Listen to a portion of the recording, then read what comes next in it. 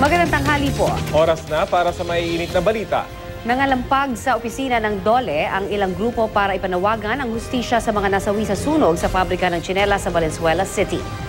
Kinastigo rin ng grupo ang sistema ng paggawa na umiiral daw para sa mga manggagawa ng natupok na pabrika.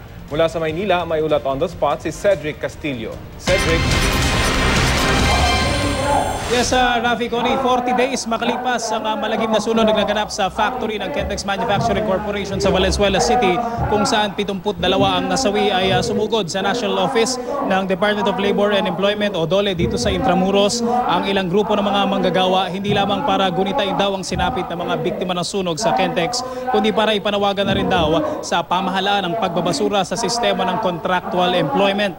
Ayon sa grupong Kilosang Mayo 1 o KMU, paglabag sa karapatang pantao ang contractualization kung saan wala raw benefits, job security, union at karapatan na mag-collective bargaining ang mga manggagawa. Dagdag pa ng KMU, patunay daw ang sistema ng pakyawan na umiral noon sa Kentex Factory, pati na rin daw yung na-discovering illegal na manpower agency na kinontrata nito na ang contractualization daw ay hindi pabor sa mga manggagawa. Alinsunod sa DOLE Department Order No. 18-A Series of 2011, ang guidelines na sinusunod sa contractual employment. Ayon kay KMU Vice Chairperson Lito Ustares, one-sided daw ang department order na ito at tanging mga negosyante lang daw ang nakikinabang at pwede rin daw maibilang na rin dito yung mga may-ari at pamunuan ng Kentex.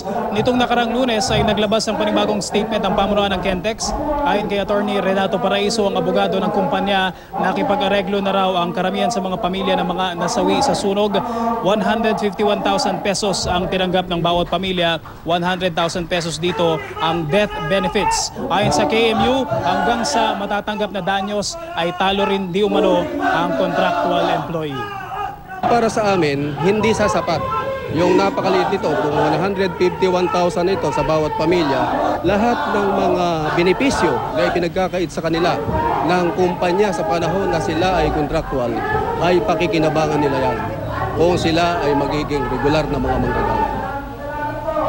Rafi, sa mga sandaling ito, nagpapatuloy pa rin itong mga programa ng mga militanteng grupo sa harap ng office ng DOLE at makikita naman natin na bantay sarado yung mga miyembro ng Manila Police District at sa mga sandaling ito rin ay wala pa namang humaharap na opisyal ng DOLE sa mga nagkikilos protesta. Rafi?